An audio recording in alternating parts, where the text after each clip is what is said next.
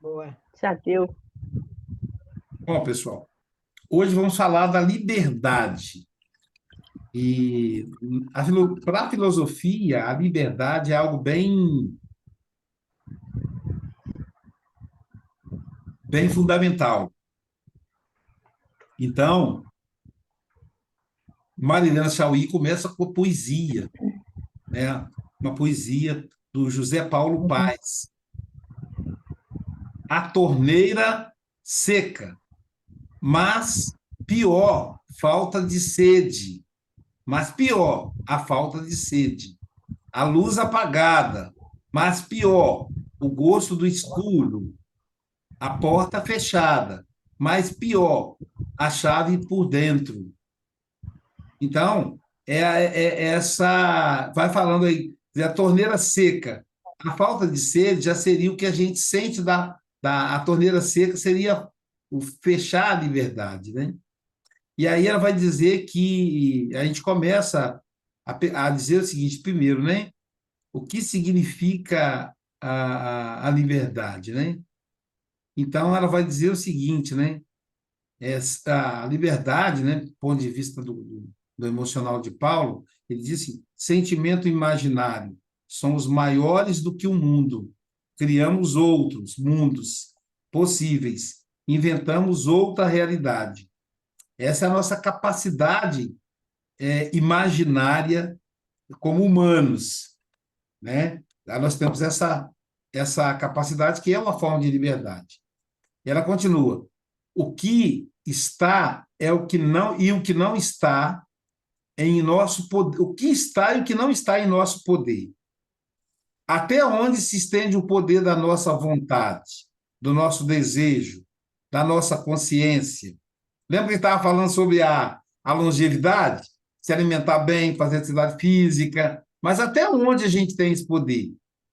Se a morte pode nos pegar a qualquer momento, né? Até onde alcança o poder de nossa liberdade? E aí ela tenta interpretar um pouco, né, dizendo assim, a esperança disfarça a dor de viver. Esse disfarce significa a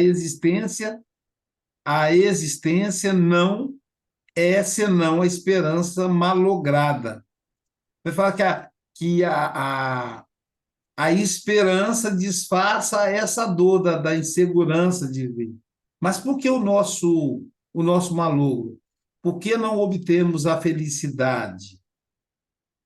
E aí ela vai tentar interpretar as falas do Paulo, né, quando ele diz: porta fechada, vasto mundo, árvore milagrosa. A felicidade parece depender inteiramente do que se encontra fora de nós. Parece, né? Chave por dentro, coração mais vasto que o mundo, está sempre apenas onde o pior, a felicidade parece depender inteiramente da nossa liberdade ou de nós mesmos. Então, a gente, para a gente ser feliz, depende de sermos livres ou não. Livres ou não. E aí a gente vai aprofundando um pouco no texto, do ponto de vista filosófico, né? Então, o par necessidade, liberdade. E o par contingência, liberdade. Então, quando ele fala torneira seca, luz apagada, porta fechada, é a realidade feita por situações adversas opressoras. Então, eu tenho necessidades, liberdade para atender essa necessidade, mas essa liberdade atende a uma causalidade, né? A uma contingência. Então, as leis causais necessárias e normas, regras obrigatórias. Então, se a causa não está na minha mão, então eu não sou livre. Se eu não posso escolher morrer velho ou morrer novo, adoecer ou ficar saudável, então não tem liberdade. Se eu adoeço, eu vou ter a liberdade de me tratar. ou morrer. Mas se eu tenho, se eu tenho que me tratar, não é uma liberdade. Então, é isso que ela vai questionando, né? Então, a necessidade rege leis naturais. As normas, regras, não seria mais vasta, maior que a mais poderosa que nossa liberdade. O que poderia estar em nosso poder? O que a gente tem o poder de resolver? Essa é a pergunta da Mariana Chauí. A felicidade é uma árvore milagrosa, né? O bem são milagres. Então são acaso. A vida é um acaso.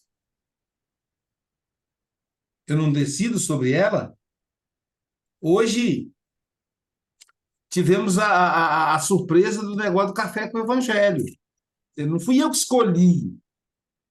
Foi posto para mim, eu fui obrigado a resolver.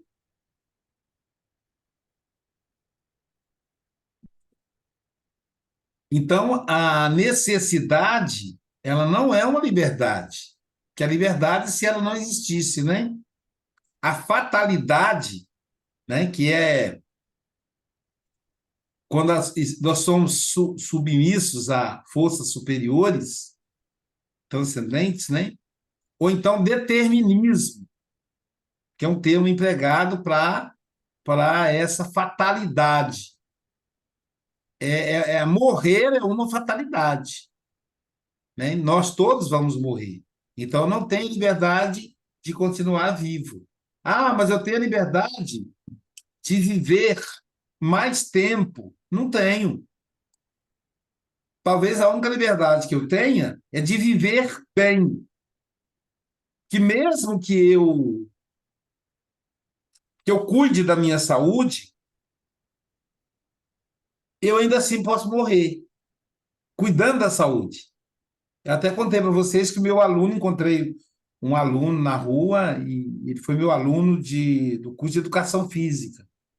Eu dei psicologia para os alunos do curso de educação física durante mais de 10 anos. Então, a maioria dos profissionais da área foram meus alunos. Então, se eu for atender à vontade deles, eu vou ter que praticar atividade física um mês em cada academia. E todos eles estão em todas as academias da cidade. E aí na época, um aluno estava pesquisando sobre os professores praticam ou não atividade física. E aí ele falou: Nossa, professor, eu indo para o treinamento funcional, está fazendo atividade física e tal. Isso antes da pandemia. Eu estava com 57, eu acho. 56, 57. Aí eu falei assim: estou cuidando da saúde, né? Ele falou: Pois é, professor, o senhor está aí cuidando, está certo, mas o Gugu Liberato gostava de fazer atividade física igual o senhor, e ele morreu de acidente. Ele foi colocar uma luminária, caiu e morreu. Então, o que ele quis dizer? Não adianta nada. Você vai morrer a qualquer momento. Aí eu, aí eu falei com ele: Mas, meu amigo, eu não estou fazendo atividade física para não morrer. Eu estou fazendo para eu viver bem. Né? Então, a gente não tem essa escolha. Eu vou morrer. É determinismo. Está determinado que eu vou morrer. Ah, Aloísio, mas você pode morrer mais tarde. Não, não está determinado isso. Eu posso morrer novo, né? Eu já não vou morrer mais com 30, porque já estou com 60. Mas de 60 para frente eu posso morrer, né? Então, é esse determinismo que ela questiona na questão da liberdade. Né, gente? É um determinismo. Né? Então ela vai discutindo isso para a gente. Aí ela fala, ela mostra alguns exemplos, né? Olha só, não escolhi nascer numa determinada época, num determinado país, numa determinada família, com um corpo determinado. Então, não foi escolha minha, na visão materialista, né, gente? Porque na visão transcendental, a gente sabe que escolhemos sim, mas, enfim. As condições do meu nascimento, da minha vida, fazem parte do que aquilo que sou. Minhas ações, meus desejos, meus sentimentos, minhas intenções, minhas condutas. Então, faz parte disso. Então, eu não escolhi nada disso. Então, o que eu faço já está determinado. E aí ela dá um exemplo. Nasci de uma mulher, nasci negra, mulher, numa família pobre, numa sociedade racista, machista, classista, e em que a determinação racial, sexual e social me impede o acesso à escola, a um trabalho bem remunerado. Então, eu não tenho a liberdade de ter um trabalho bem remunerado. Por quê? Eu sou mulher. Então, a mulher não tem, é cerceada. Eu sou negra. Então, uma sociedade em que só os homens brancos é que dominam, eu já estou condenada a ter uma vida uma vida menor, uma vida de menos conforto. Aí ela dá um outro exemplo. Ela continua, né? Quando minha mãe estava grávida de mim, houve um acidente sanitário, é outro exemplo no caso, provocando uma epidemia. Minha mãe adoeceu, nasci com problemas de visão. Foi por acaso que a gravidez da minha mãe coincidiu com o acaso da epidemia. Por acaso ela adoeceu. Por acaso eu nasci com um problema visual, tendo tais distúrbios. Preciso de cuidados médicos especiais. Então, assim, eu não escolhi nada disso. Tudo aconteceu por acaso. A visão materialista, ela limita, né? Eu estava pensando como é limitante a visão materialista com relação à liberdade. Ela continua: meu pai e minha mãe ficaram desempregados e não podiam contar com serviço de saúde para o meu tratamento. Então, por isso, agravou o quadro dela. Ficarei sem a educação musical. Não, ela fala assim: eu tenho vocação, sou bem dotada para música. Poderia ser uma musicista. No entanto, ficarei sem educação musical, porque, por acaso, moro numa cidade que deixou de ter serviço público de educação musical. E meu pai e minha mãe são pobres, não podem pagar. Daí da necessidade e da contingência, como afirmar que mais visto, o mais vasto o meu coração? Como dizer, cadê a liberdade aí? Aí ela continua. No primeiro exemplo, a mulher negra, pobre, né? Então, ela é impotente para lutar livremente contra tal situação? Não. Ela pode. Tem duas opções. Ela pode estar resignada e conformada, passista e omissa, e dizer assim: olha, realmente, eu sou mulher, eu sou preta, eu não tenho espaço nessa sociedade. Da outra, ela pode transformar isso numa luta. E essa luta, isso aqui é importante para a gente não entrar na questão da meritocracia,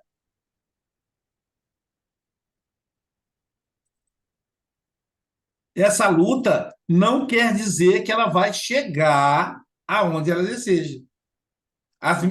Eu fiz o curso, meu segundo mestrado foi de sociologia, ciências sociológicas e do direito.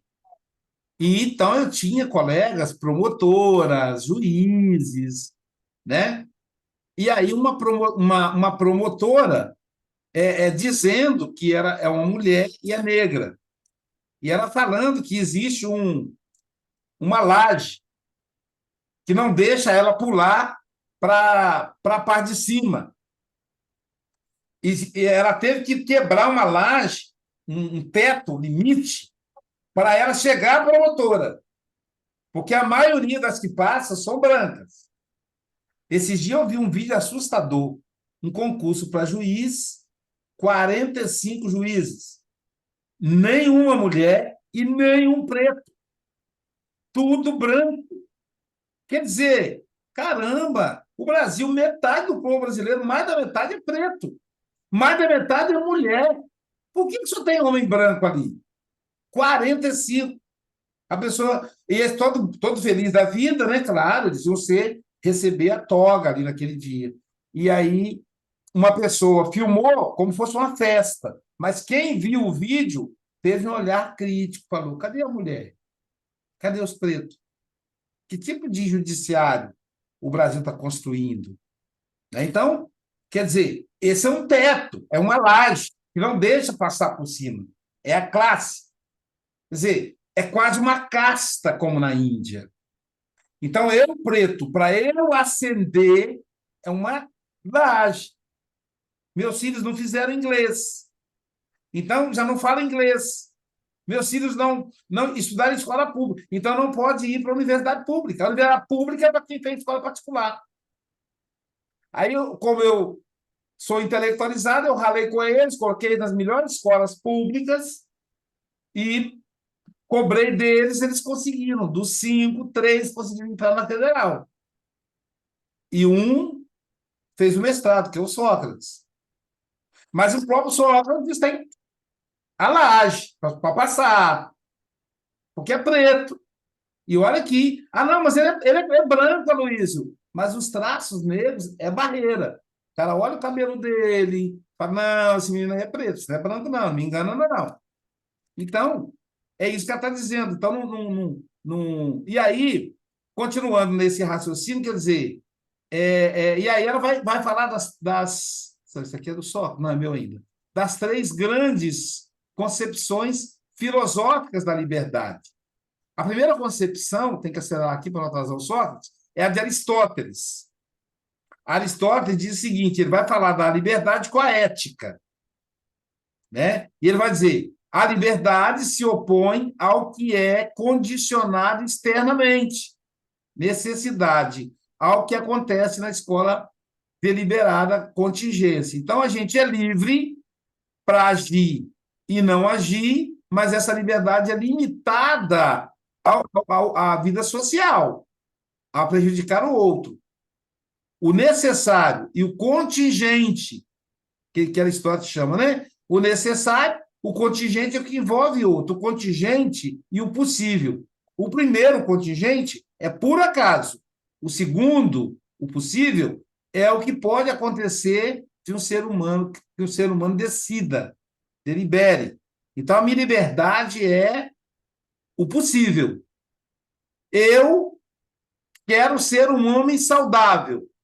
Isso é contingente. Agora, o que é possível? Uma saúde relativa, fazendo atividade, se alimentando bem. Mas mesmo fazendo tudo isso, eu posso não ser saudável. A pessoa que não fuma, nunca fumou e tem efizema pulmonar, nunca bebeu e tem cirrose hepática. Então, mesmo que ela se esforce, esse esforço ele é limitado. É o que é possível. A Marcele usou uma frase que eu gostei muito. Ela diz assim, numa palestra dela: entre o perfeito e o feito, eu fico com o feito. E se eu for buscar o perfeito, eu nunca vou fazer. Então, é o possível, é o feito, é o que eu posso fazer e ponto final. E aí, é nessa concepção aristotélica entra Sartre. Sartre vai contrapor Aristóteles. Sartre escreve uma obra chamada O Ser e o Nada, né? Jean-Paul Sartre. Aí, o que ele diz nessa obra? A liberdade é a escolha incondicional que o próprio homem faz de seu ser e de seu mundo. Então, para Sartre, conformar-se ou resignar-se é uma decisão livre. Então, Sartre vai dizer: o ser humano está condenado à liberdade. Então, não é uma escolha. Eu estou condenado a escolher. Porque quando eu não escolho, eu escolho. Olha aqui a ficção legal. Quando eu não escolho, eu escolho. Mas eu sou uma pessoa, aqui no Brasil a pessoa fala, eu sou uma pessoa apolítica, eu não gosto de política. Eu estou escolhendo ser alienado. Escolhi. Mas ninguém me perguntou. Não, te é perguntado, a vida te pergunta toda hora. Eu não gosto de futebol. Não sou ligado a futebol, é uma escolha. Eu torço para o Flamengo, é uma escolha. Então, mesmo que a gente não faça, a gente faz. É aquela história que no livro Espírita é bem legal, que diz assim: não fazer o bem é fazer o mal.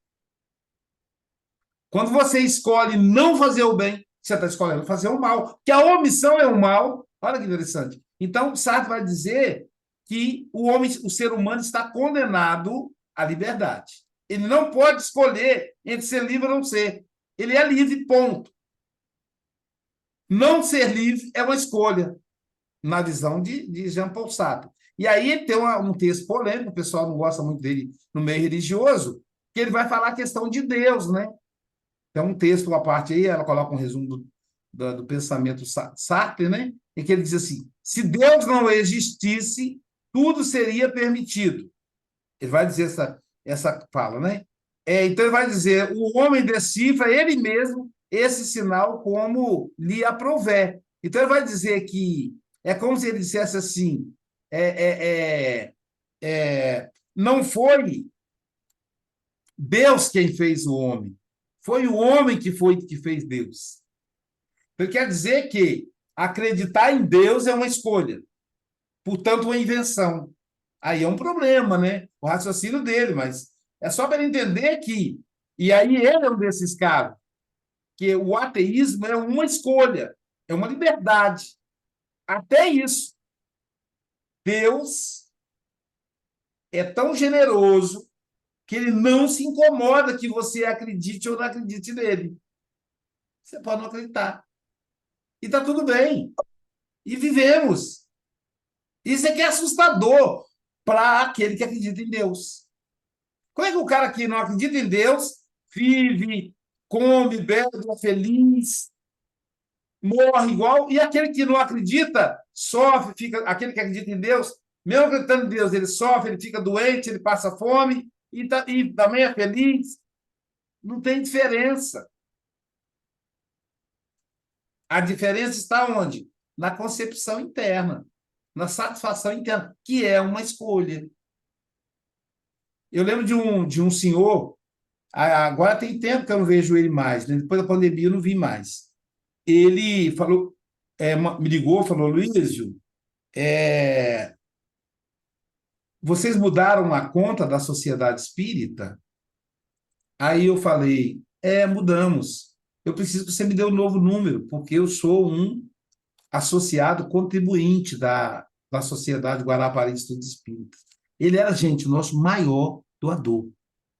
Na época era R$ 50 por mês, que era coisa. Hoje seria R$ 500 por mês. Todo mês ali. Daria para pagar metade do aluguel do salão, se fosse hoje, né?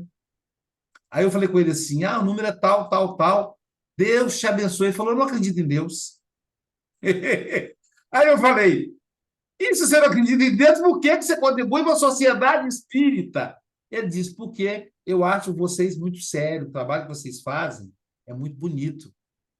O trabalho social, o trabalho intelectual. Ele não estava dando só por causa do trabalho social. Ele estava dando também por causa do trabalho de estudo. Então, e aí?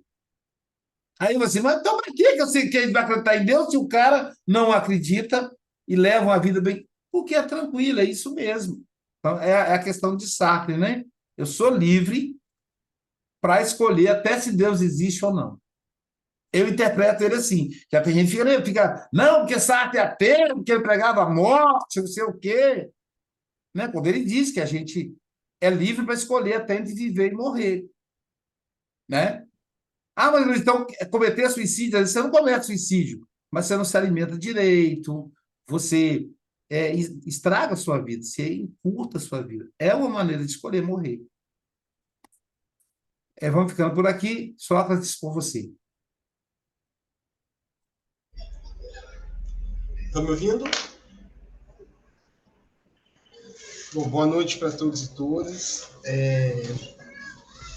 E aí, dando sequência no texto da Chauí, né? E nessa concepção, e aí ela já está tratando mesmo do existencialismo aí. Eu vou fazer o caminho inverso do texto, porque ela, ao final do texto, ela vai falar da morte, da vida e morte, né? E do eu e do outro. Os autores que ela, inclusive, traz no finalzinho do texto, aí, que ela vai trazer os estoicos, vai trazer Spinoza e vai trazer Hegel, para discutir a ética da liberdade, ou a ética, né, da liberdade e necessidade. Perdão. E aí, como ela está pensando? Como ela vai trazer a ideia de vida e morte para nós humanos, porque as coisas elas têm finitude, elas têm um começo e um fim. E os humanos são, até que se prove o contrário, os únicos que têm essa capacidade de entender que vão morrer, que têm a noção da sua finitude. Então, já que nós temos a noção de finitude, a gente tem uma noção de vida, do que é a vida. Então, a gente demarcou que vida é aquilo que se dá quando eu nasço e termina quando eu morro, quando meu corpo definha, ou algo, o extinguir da vida. Logo, os existencialistas vão entender, então, que a existência precede a essência. Ou seja, a existir vem antes da essência propriamente dita dessa existência. Porque para que haja essência, tem de haver a existência, né? E ela vai trazer, então, os estoicos com a... Deixa eu voltar aqui no texto para não me perder. Ela vai trazer os estoicos com a natureza, Spinoza com a substância, e Hegel com o espírito, né? Que seriam aí, a gente pode colocar isso tanto no lugar da razão. Então, a razão ela tem um lugar muito central aí nos três filósofos, principalmente porque, né, a crença é de que a natureza, a substância, o espírito guiam o homem em conformidade com o todo. E aí, vejam, o cuidado aqui que ela toma, né, é exatamente não... Porque é algo que a gente pode aplicar para o campo da crença. Né? Então, a ideia de um Deus, ou de deuses, ou de figuras que são que estão no lugar, né, de santidade, substituir isso por qualquer uma dessas coisas seria aplicar o que eles estão dizendo aqui. Então, essa noção de que a minha ação ela está em conformidade com o todo é uma noção de que a minha liberdade ela está atrelada não só às minhas escolhas deliberadas individuais. O que eu vou comer, como eu vou dormir, a escolha ela está atrelada a um processo da necessidade que esses sujeitos, a natureza, o espírito e a substância, apresentam para o indivíduo. E aí é muito interessante, porque ela vai falar da vida e morte, mas ela vai trazer o eu e o outro. As minhas escolhas, elas têm impacto no outro, claro, até porque ela vai dizer que a ética é composta das intersubjetividades dos indivíduos, e é o que vai fazer com que a gente se compreenda dentro desse processo de liberdade. Então, o que me guia, né, o que faz com que eu tome uma ação ou uma decisão seria dirigido por um poder, por uma vontade, ou porque é da minha natureza, ou é porque eu sou tomado por um espírito, e é que não é um processo de possessão, de passividade, gente, é ser tomado pelo espírito no sentido de uma tomada de consciência de si, né? Ou há uma substância que vai surgir em mim que vai fazer com que eu tome uma determinada ação. Então, a liberdade aqui também está atrelada à necessidade que Aristóteles, que Sartre vai trazer. Só que a necessidade aqui vai depender desses sujeitos. Vou pegar um exemplo, né? Porque eu acho que se encaixa muito bem isso também dentro do campo da crença. A crença tem um impacto na nossa ética, né? A crença cristã, ela tem um impacto no processo ético, pelo menos deveria ter, né, dos indivíduos. A ética, a crença budista tem um impacto ético no sujeito budista. Ele vive em conformidade a essa noção do todo, a essa liberdade que está não na escolha de poder me destruir, por exemplo, mas numa escolha consciente de que há uma necessidade que parte desse todo, que me impulsiona nessa direção. Para nós que somos, né, para quem é espírita, por exemplo, para mim que sou espírita, o desejo de domar as minhas más inclinações, as minhas paixões, está dentro do meu processo ético. É a parte do todo que me guia, né? Que pelo menos me devia me guiar, mas que me guia, né, nesse processo. E aí, mas no caso desses filósofos, eles vão atrelando isso ao processo racional. Logo, o existencialismo desses sujeitos vai entender que é preciso que eu entenda as necessidades que, para mim, são que estão em conformidade com isso que me dirige, com isso que vai me tomar, com esse todo do qual eu faço parte. Né? Então, isso seria a liberdade para esses sujeitos. Mas eles têm ali suas divergências. Né? Porque, por exemplo, para os estoicos, liberdade é domar as suas paixões. Então, a liberdade está em domar as minhas paixões na medida em que eu me faço necessário na construção daquilo que a natureza ou daquilo que é necessário dentro desse processo, ou disso que eu estou entendendo que é a vida. Como é que eu me relaciono com o outro, como é que eu me relaciono comigo, como é que eu me relaciono com a natureza, que necessidades isso está me demandando. Né? O Aloysio traz muitos exemplos.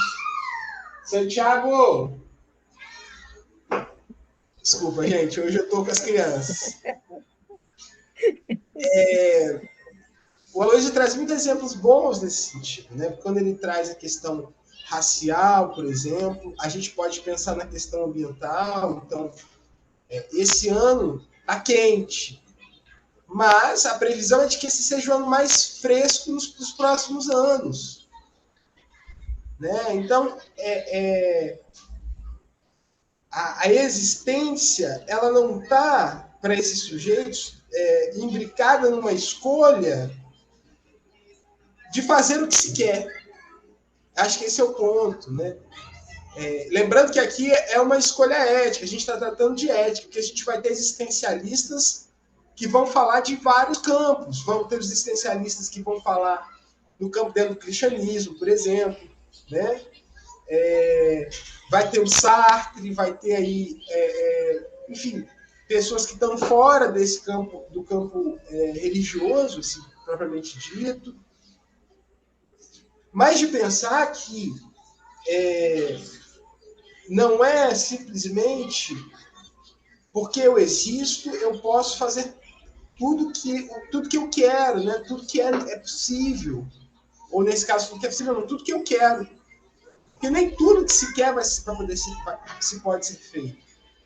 Né? Então, Spinoza vai trazer isso, essa dinâmica do sujeito na relação com o mundo, na relação consigo, e entender que o afeto da razão ele existe.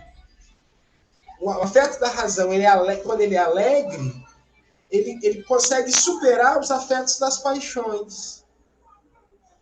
E aí eu consigo tomar as minhas decisões baseadas na minha razão, no meu racional. Todos eles, todos eles trazem para o campo da consciência, da razão, o processo da existência. Não é possível existir sem que isso passe por um processo de entender que não basta só não basta só eu fazer as coisas ao meu bel prazer se isso não tem uma constituição de sobrevivência, de continuidade, de vida. Né? Por isso que ela apresenta a noção de vida e morte. Porque enquanto eu vivo, eu estou em constante mudança. Eu estou sendo. Quando eu morro, eu fui. E aí os estoicos, por exemplo, vão dizer que a gente só pode dizer se uma pessoa é feliz ou não depois da morte. Porque é olhando quem ele foi que eu vou dizer se ele fez escolhas felizes ou não. E aí isso, claro, o que a Xavier está apresentando para nós, né, é que, e aí ela está trazendo esses autores que vão falar da ética de vida, né, dessa ética de existência. Qual é a ética que nós estamos... Vejam, a proposta aqui não é que a gente tenha que ter uma crença ou algo desse tipo, mas é entender que também é ter uma crença em algo que eu tome como um guia, um norte, algo que me dê um caminho que faça eu ter uma construção, que eu possa ter escolhas que não sejam escolhas individuais, escolhas unicamente descoladas do processo do todo. O todo aqui ele pode ser a sociedade, ele pode ser Deus, ele pode ser Buda, ele pode ser qualquer coisa. A ideia mesmo é que eu esteja em conformidade com isso. E é muito engraçado, porque eu fui fazendo os links, por exemplo, com o cristianismo, porque o todo, nós somos igual ao todo. Nós somos partes do todo. Se o todo é racional, então eu também sou racional. O cristianismo traz muito isso, né? O homem foi criado à imagem e semelhança de Deus.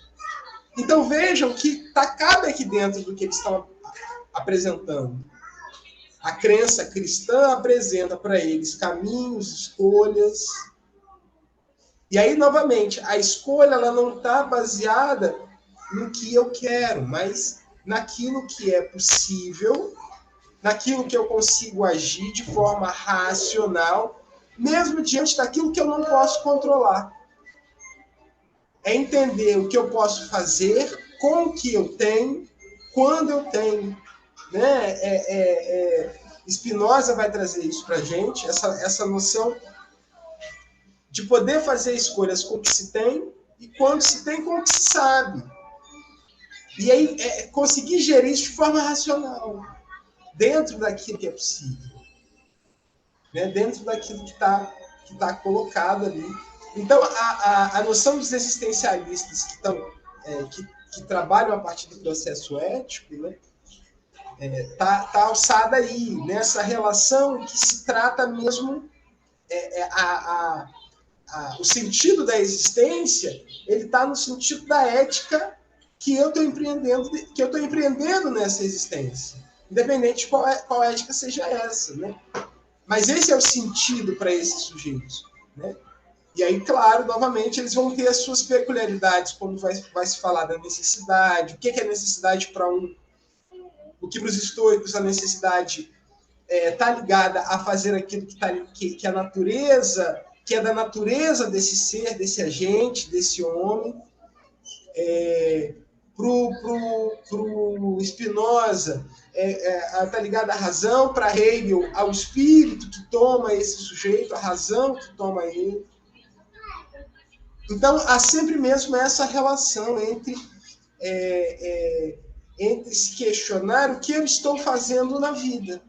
Os existencialistas eles se comprometem com isso, em questionar a vida, né?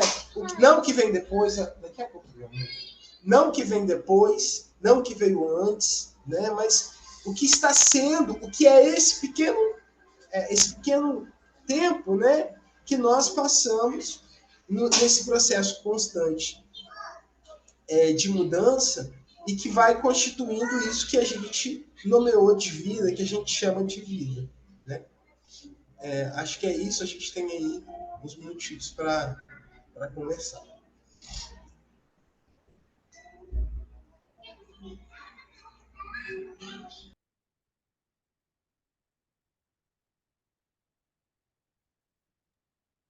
Está aberto aí, pessoal, para conversar, para perguntar, para acrescentar. Interessante, né? A gente estava falando antes de começar o curso sobre a morte, né? Sobre o outro, né? Assim, sobre a nossa vivência, né? Então, assim, o texto vem bem indicado nisso, né? É muito bom, né? A liberdade, né? De escolher, para fazer, né? Para ser, né? Muito interessante. Que eu Ô, escolhi. Sócrates, o fundo aí seu tá muito bom, viu? Esse É fundo fundo, musical seu aí. fundo musical, né? É interessante que os estoicistas eles falam do existencialismo de Aham, Sartre, né? Que é sim. a existência. Como é materialista, a existência seria do nascimento da morte. E Aham, a gente estava conversando sobre a morte, porque no próximo domingo, porque a Joana, domingo passado, o texto foi sobre velhice. No próximo domingo vai ser sobre a morte. Inclusive, o Sócrates vai participar comigo, porque para a gente levar essa discussão também para lá. E aí, quando os estoicistas vão estudar o agora, né, não é nem o hoje, mas o agora, esse agora também tem a ver com a existência do Sartre. E aí, a gente fala assim, mas isso aí é materialismo. Só que pode até ser materialismo, né? Seja, mas que a gente precisa fazer um recorte. O que nós estamos fazendo? Da reencarnação, a gente precisa. Então é importante a gente aprender com eles. Como é que está sendo a minha trajetória? Porque às vezes a concepção é sempre uma concepção mística. Qual é a minha missão? Será que eu estou cumprindo o que eu vim fazer nessa reencarnação e tal? Que é uma concepção mística. Enquanto se a gente colocar assim, eu sou feliz, eu estou fazendo boas escolhas para a minha saúde, para a família, nananã. Quando eu começo a fazer isso, eu estou também fazendo uma reflexão sobre a minha reencarnação. Então, é uma discussão bem interessante, que ela não exclui o transcendentalismo da Joana. O existencialismo não exclui o transcendentalismo. É só uma questão de aprender com os princípios, né? Então, o que é que eu estou fazendo da minha existência? E é bem legal isso, quando só diz, não se pode saber se a pessoa é feliz até ela morrer. É verdade. Porque a todo uhum. momento a dor, a infelicidade, o desequilíbrio nos visita, né? Eu lembro do seu Geraldo, um médico, um médium, né, amigo, que certa feita eu falei para ele, seu Geraldo, depois que eu fiz 45, eu percebi que a minha sexualidade se acalmou. Então eu percebo que eu estou menos suscetível ao desequilíbrio no campo sexual. Aí seu Geraldo falou para mim assim, meu filho, antes do seu caixão fechar, porta, caldo de galinha e vigilância não vão te fazer mal. Né? Então, quer dizer, não terminou a sua existência, você não pode cantar a vitória antes do tempo. Ele quis dizer isso. Uma lógica. A porta do caixão dele fechou. Então, tudo bem. Agora, ele não faliu. Ou faliu Né? algumas vezes, né? Mas É. a minha ainda não fechou. Eu ainda tenho muito tempo. Então, eu não pode cantar de galo, como diz a mãe, né? A minha mãe dizia: você não pode cantar de galo, quer dizer, você não pode cantar vitória antes da porta do caixão fechar. É isso. O É Luís como está nós, passando nós mal. aqui dizemos ligeiramente diferente. É cautela e calos de galinha nunca fizeram mal a ninguém. Mas aqui também diz isso. Ele que incluiu aí a vigilância aí, ele que alterou, mas aqui também se diz cautela também. É isso. Então, é uma reflexão, né, sobre as nossas escolhas, e aí trata disso, né? É liberdade. Escolhas, né?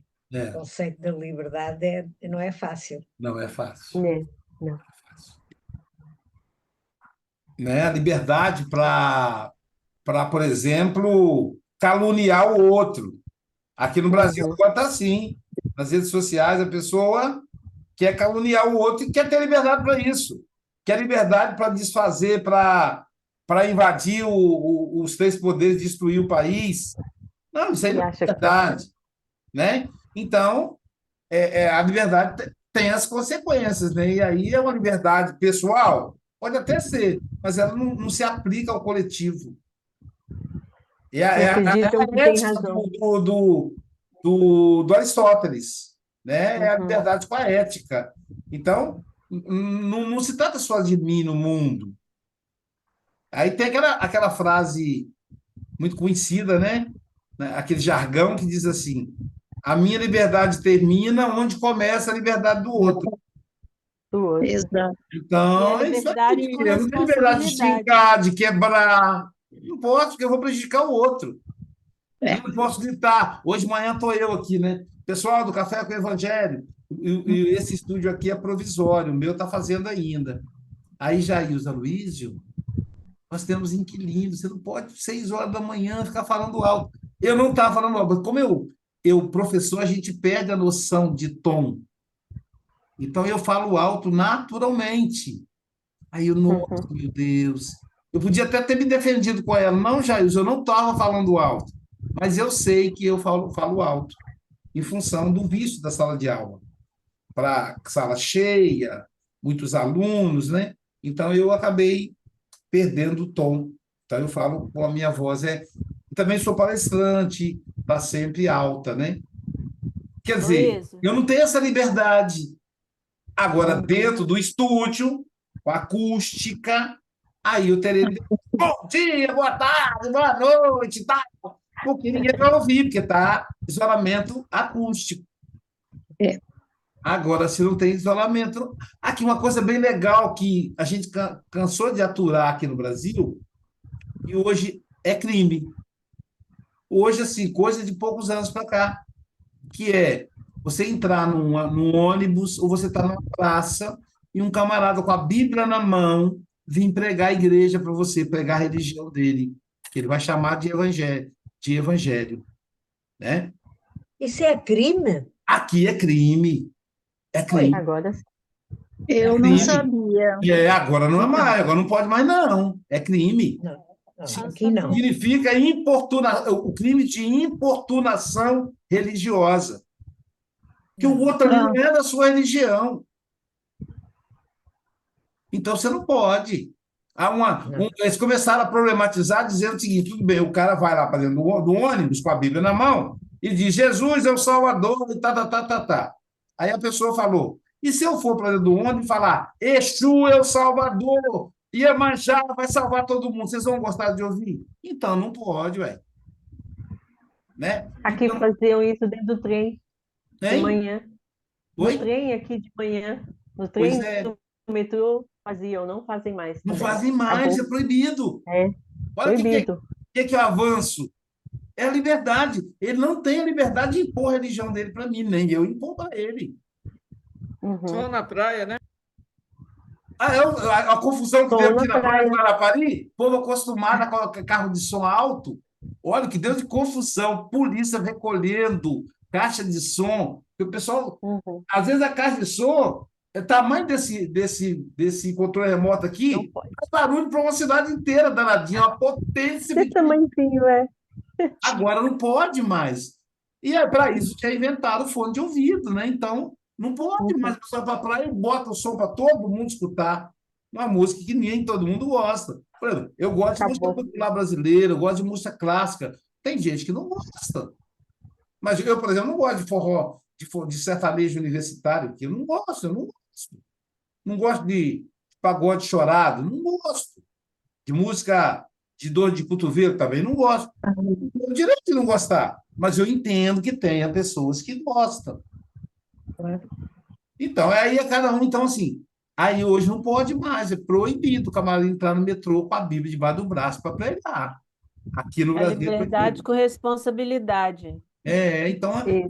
a Uhum. ética, que a sua liberdade não pode infringir na liberdade do outro. É o que Aristóteles vai chamar de ética. Ô, Aloísio, eu queria te fazer uma pergunta. Fora do tema aí, tá me ouvindo? Estou te ouvindo, pode falar. Por que que no curso de Joana você está falando tão baixinho, tão calmo? Deve ser, deve ser a espiritualidade da Joana aqui. Porque para eu falar baixinho e calmo, é difícil, cara. Eu nem Mas você te está cara, você está falando falando. agora, eu vou acreditar em você porque você está falando, eu até vou ouvir. Mas Ouve deve ser a lá. equipe dela. Até porque Joana é toda comedida, né? Ela ganha no argumento. Eu acho que você está em mediuniza. Pensei que você estava mediuniza. Deve ser.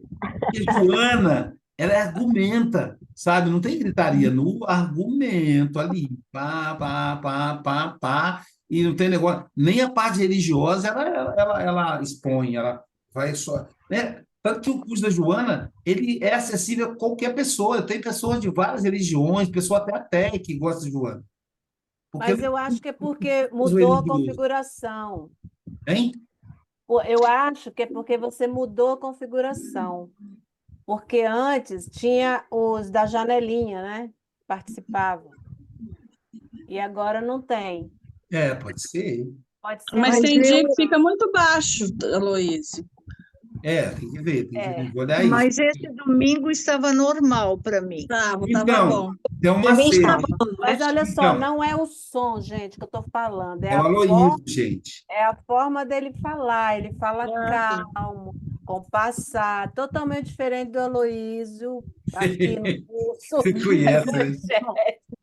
Exatamente. O Aloysio professor, o Aloysio É, palestrante. professor. Ali o Mas Aloysio, eu, ali é o Aloysio operário da Joana, né? Aloysio que Eu obedece acho que a é, mãe eu acho que Joana, né? Ela que manda. mudou. Casa de mãe Joana, todo mundo manda.